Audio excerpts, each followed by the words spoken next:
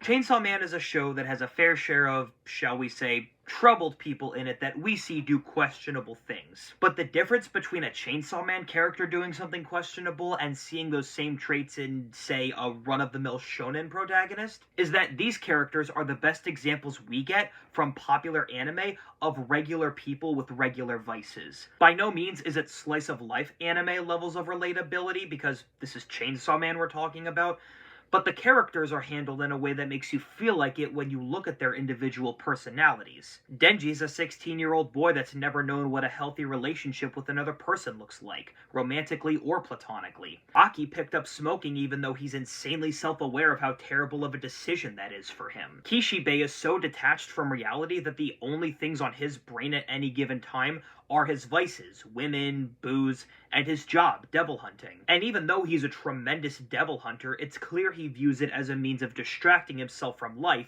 and getting off. The point is, it's a show that loves to tackle troubled people and their coping mechanisms. And even though she may not be the most long-lasting example, the character that I think is both the most prominent and most controversial example of this is Himeno. Himeno, on the surface, is a trope of the office flirt. If you knew nothing else about her, you knew that she liked to get around with, or at least confide in, any coworker that was willing to entertain her. Everyone she works with ends up dying, and she clings on to Aki for dear life in the hopes that he will be strong enough to not die on a mission like all her other companions did. To be clear, this is not her problem per se. Being promiscuous is not a crime, and this isn't necessarily about the fact that it complicates workplace boundaries when you're confiding in someone as desperately as she does with Aki. The much more glaring problem, and the one that understandably gets talked about the most, is that she kissed and almost had sex with Denji. Also that she threw up in his mouth, which is also gross and probably illegal, I don't know. And to get this out of the way now, you can miss me with your age of consent laws in Japan being different argument. I'm not going to be out here looking up different countries' age of consent laws because I don't need that on my browser history, but it's illegal where I live, and even if it wasn't, it would still be weird and gross. I have a problem with her doing this in the series, same as everyone else, and I was really hoping that when people talked about her, they would give her the appropriate level of criticism for having been written this way. I have seen no such thing. What I mean by appropriate criticism is that we will acknowledge what she did, remark about how it's gross and wrong, and talk about her in a way that allows us to unpack her flaws and understand her vices. But this is the internet, and people don't want to do that. Instead, I see, frequently, blanket hatred for her and her alone without any room for a nuanced discussion or anywhere near the same level of smoke for most of the cast. That's not to say that everyone else's wrongdoings in the show are serious and hers aren't. It is simply to say that in a series where Power is canonically racist and Makima is a literal groomer, Himeno is often the only one getting the shit end of the stick. I'm not oblivious as to why the fanbase is like this, though. Power being racist is something that's only mentioned in passing once, and her brash behavior is seen as edgy and cool. Some people are even infatuated by it if they're traumatized enough. And speaking of things people get off on when they should be going to therapy, Makima, for lack of a better phrase, is a caricature of a wannabe femdom. That's an extremely oversimplified descriptor for her that doesn't go beyond the surface of her presentation, but she's literally the devil of controlling people, manifesting as a curvaceous adult woman who is also the main character's boss. She uses her ability to seduce people on a country and probably even worldwide scale to get literally whatever she wants when she wants it. But Himeno is not given the same grace as someone like Power or Makima.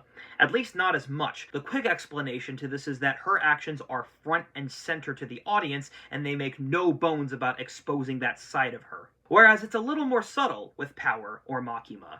Power is a loud, brash fiend that canonically smells like a dumpster, but she develops a sweet side that can bond with Denji and show him what actual friendship looks like. Makima is literally grooming Denji in front of our very eyes, but large portions of the fanbase are quick to let it go because she's useful to the plot. Especially for anime-only fans that never even saw the most evil side of her until she killed Reze. It's also easier to project your enjoyment of Makima's flattering qualities onto an idealized version you have of her, because she's a bad person in a way that's unrealistic. You don't know anyone in your personal life that can twist people's necks from hundreds of miles away, or listen in on a conversation that they weren't physically around to hear, or eviscerate someone's torso by pointing your fingers like a gun at them and yelling bang. But Himeno? Himeno is real. There are real people in the world right now that are so touch-starved that they create these dynamics with people around them just so they don't feel alone. You might even know someone that does this, and you probably don't like them. This aspect of Himeno, the floozy that will hook up with an underage boy because she needs gratification and both her and Denji think it's what Denji wants, takes up more screen time than anything else we see of her. And she dies in the middle of the first season, so that's pretty much all we get. A disproportionate amount of time with her is spent seeing the worst parts of her, and then she's gone. The amount of time we see her indulging in her vices is a drop in the bucket compared to the amount of time we get with the rest of the main characters. If all you see of someone is them showing up, being flirty, having a semi-cool moment during a conflict, kissing a boy, and then sacrificing herself, of course your average person who doesn't think about what they watch is gonna have the most shallow take about her you've ever heard. Although, if we're being honest, that kind of person would also have a shallow take about everyone. This is the kind of person that's gonna tell you that Denji's a gooner, Makima's a baddie that's making Denji the luckiest little boy ever, and Himeno is nothing more than a pervert and a pedo. If these are the takes that people are bringing to the table, you may as well just sit somewhere else,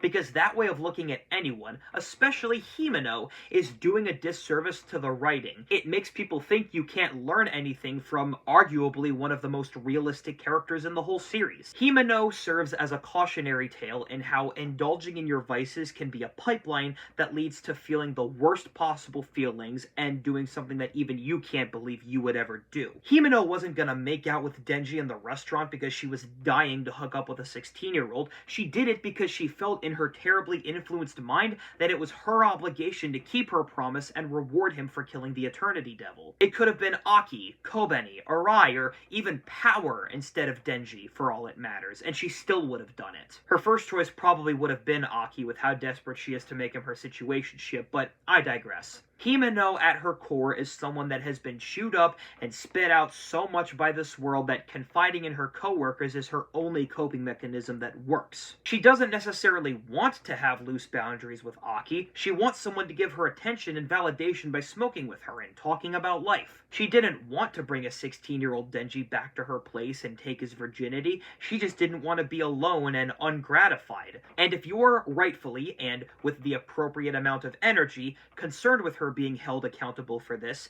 need I remind you that the narrative already did that. Her exit from the narrative with her death and her giving everything she has as part of her physical being is the natural consequence of her acting on her vices. The story basically said to Himeno, okay, so you want to sacrifice your own integrity and your own body at the same time by playing loosey-goosey with the first people willing to entertain you inside and outside of work? Well, how about you show how much of your body you are readily willing to give for the cause? The fact that she's open to intimacy by being so open with her body and mind and then contractually gave up every inch of said body to help with a greater cause is not a coincidence. It's the thing you were supposed to notice. The fact that she did it to help people like Denji and Aki specifically also tells us that if she can't have what she wants, or any way to take back the terrible thing she almost did, then what better way to take accountability than to use her physical being as a last line of defense to save their lives? And in a way, it kinda had to be her to do that. There was nobody else in that moment in the series that was as self-deprecating and as in need of a reality check as a direct result of the vices to reprehensible actions pipeline. If you wanted to have an honest conversation about Himeno's character, it would go something like this. Himeno exists in a world where her material conditions are just slightly above the bare minimum. Her job is one of the most terrifying jobs someone in her country could possibly have.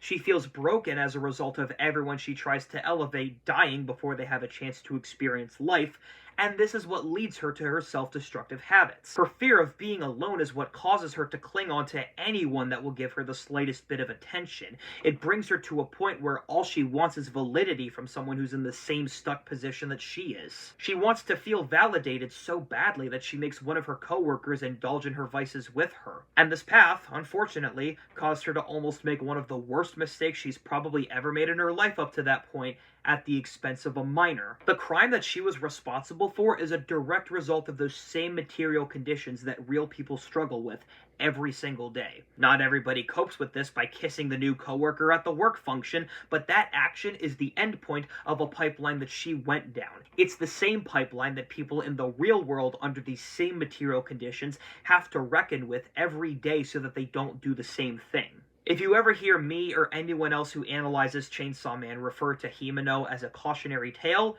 this is why. As much as I love talking about Chainsaw Man, I don't want to be around the type of person that only ever brings the smoke for Himeno and nobody else. This is especially true if that person is also an apologist for someone like Makima, which that Venn diagram may as well be a circle. If you find yourself interacting with someone like this, that person is an edgelord who doesn't really stand for anything at best, and a crypto-misogynist at worst. I can't even say that media literacy has gone out the window with these people, because that implies it was ever there in the first place. You're telling me you can sense when someone's tone feels off in a real conversation, but then the moment you're sitting in front of a series of manga panels, all critical thought goes out the window and it's not that deep? And the only time you ever get fake deep about a topic is to read a female character for filth?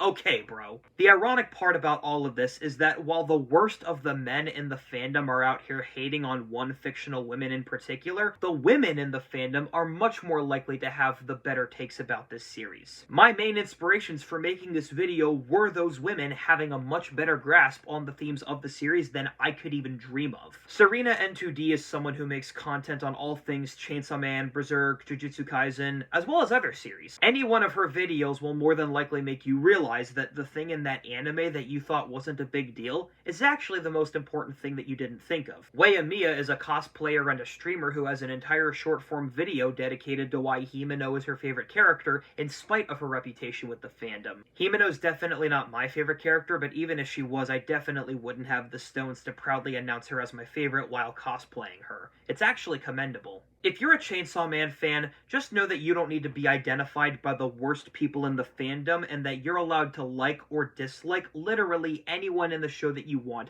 as long as you're not weird about it. I'm especially looking at all the male Makima simps out there. She's not gonna let you hit, bro. And if you've made it this far in the video, thanks so much for watching it. I'm trying to make this more of a consistent thing. We'll see how that goes. And on the off chance that I do make this a consistent thing, and you want to hear about whatever it is I'm talking about that day, make sure to subscribe and turn on the notifications.